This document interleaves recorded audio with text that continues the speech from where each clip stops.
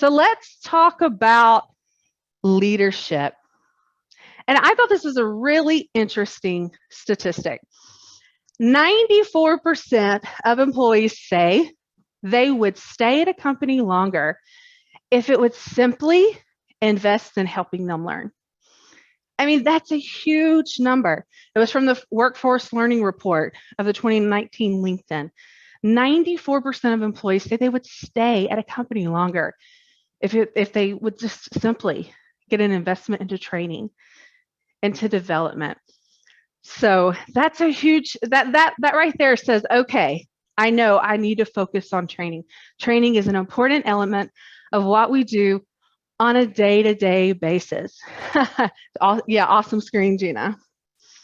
All right, so let's talk about developing leaders. And I know throughout the day we've been talking about developing our caregivers. And I'm going to give you a little insider secret. When you are developing your caregivers, you are developing your leadership, or at least you should be developing your leadership. Because when it comes to leadership development, it starts at the ground and goes up.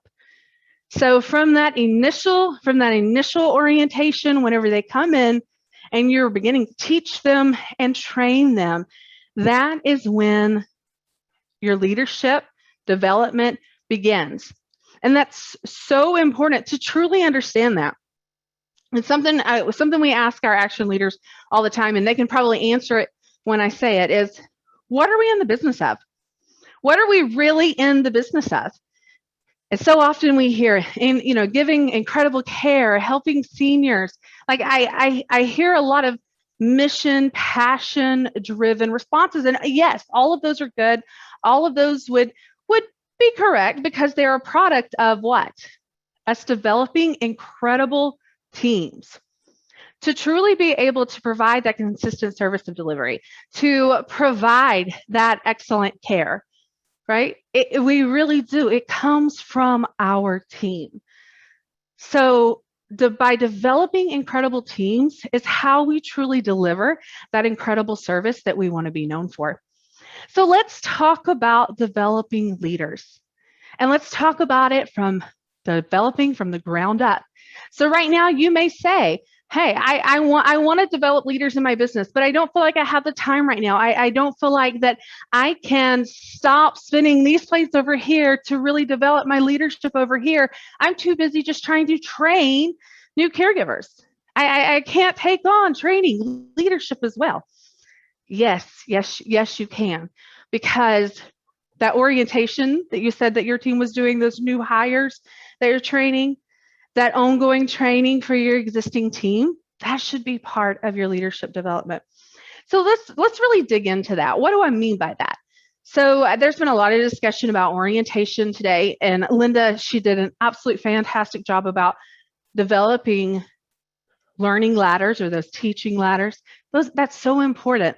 That funnels and feeds into what we're going to be talking about today.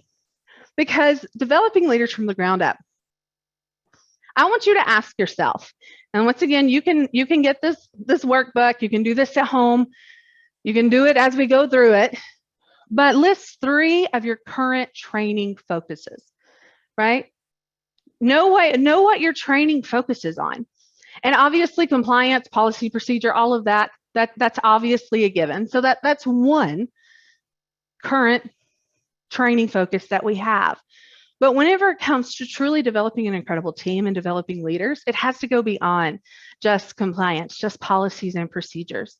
We also have to make sure that we're training on personal and professional growth, even self-care, communication, consistency, confidence in care, challenging behaviors. There's so much that we have to, that we could say, okay, this is the focus that we're training on.